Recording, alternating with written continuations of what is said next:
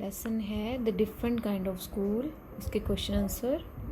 First question है why do you think the writer visited Miss Beam's school. Writer ने, आपके अनुसार आप क्या सोचते हो, क्यों सोचते हो कि राइटर ने विजिट किया मिस बीम का स्कूल। इसका आंसर है the writer visited Miss Beam's school.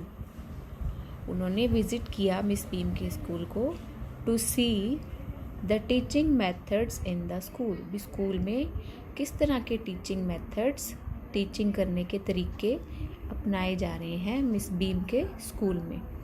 ठीक है, वो जो मिस बीम का स्कूल था वहाँ पे हर एक तरह के बच्चे थे और सभी बच्चों को एक स्पेशल दिन का पार्ट अदा करना होता था। एक दिन बच्चे को लेम बनना पड़ता था। लेम होता है लंगड़ा बनना पड़ता था। उसकी टांग को बांध दिया जाता था, एक टांग बांध के। तो उसको सारा दिन, वो बैसाखी होती है ना, हाथ में पकड़ते हैं लंगड़े लोग जो होते हैं, अपाहिज लोग जो होते हैं, उनको मतलब पकड़ के चलना होता था।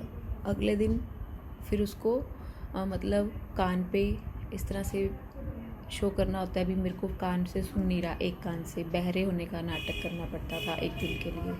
फिर एक दिन के उसको गूंगे बनने का, डीफ एंड डम बनने के लिए उसको गूंगा बनना पड़ता था। मुंह पे पट्टी बांधी जाती थी या उसको सारा दिन मुंह बंद रखना पड़ता था, भी किसी से बोलना नहीं होता था। मतलब सारा दिन उसको एक तरह से हर एक दिन की अपनी एक्सपीरियंस लेनी होती थी।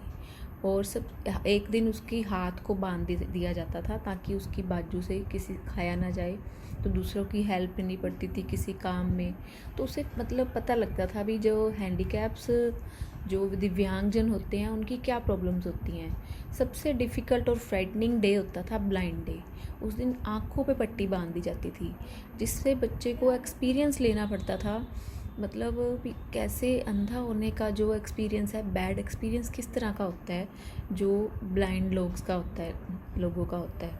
तो इस तरह से बच्चे जो इस तरह के स्कूल में पढ़ते थे, तो उनको रियलिटी में जो हैंडीकैप्स लोग हैं, जो CWSN बच्चे हैं या लोग हैं, उनके साथ मतलब सिंपैथी आ जाती थी उनके मन में, उनके प्रति दया आ जाती थी।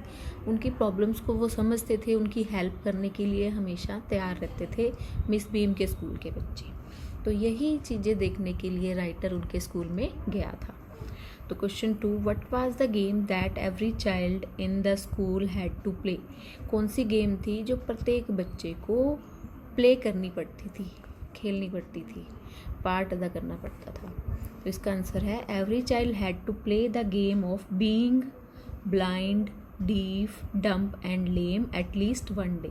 उनको कम से कम, एटलीस्ट होता है एक, कम से कम एक दिन के लिए उसको ब्लाइंड बनना पड़ता था। डीफ, डम्प, डीफ होता है बहरा, डम्प होता है गूंगा, और लेम होता है पैर से जो अपाहिज होते हैं वो। ठीक है, तो इस तरह से प्रत्येक बच्चे को ये सारे गेम खेलने पड़ते थे at least one day.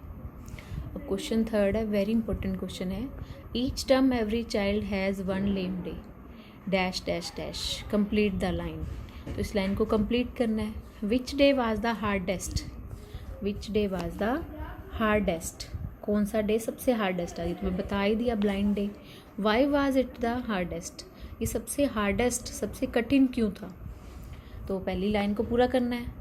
Each term every child has one lame day, one deaf day, one injured day and one dumb day. तो प्रत्येक बच्चे को सभी डे पार्ट अदा करने होते हैं।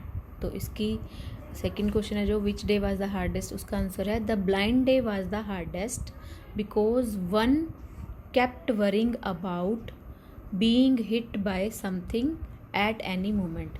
क्योंकि उस दिन हार्डेस्ट क्यों है, क्योंकि जो अंधा बना हुआ बच्चा है वो वरी रहता मतलब चिंता में रहता है कि वो किसी चीज़ से हिट ना हो जाए, टकरा ना जाए, और किसी भी मोमेंट में, किसी भी पल उसकी किसी चीज़ से हिट ना हो जाए और वो इंज्योर ना हो जाए। इंज्योर मतलब घायल ना हो जाए। तो ये उसकी वरिंग रहती है, वरिंग मतलब चिंता रहती है। तो blind day was the hardest. Question number 4, ये भी एक क्वेश्चन वेरी इंपॉर्टेंट है। What was the purpose of these special days, इन स्पेशल डेज़ का पर्पज़ क्या है। पर्पज़ क्या मतलब उद्देश्य क्या है। These special days help the students to understand the problems of disabled persons. तो ये जो स्पेशल डे हैं, deaf day, dumb day, blind day, ये क्या करती हैं स्टूडेंट्स को अंडरस्टैंड करने में, जो प्रॉब्लम्स हैं हैंडीकैप पर्सनस की, डिसेबल्ड पर्सनस की, उनकी प्रॉब्लम्स को अंडरस्टैंड करने में हेल्प करती हैं। The students became kind, noble and thoughtful.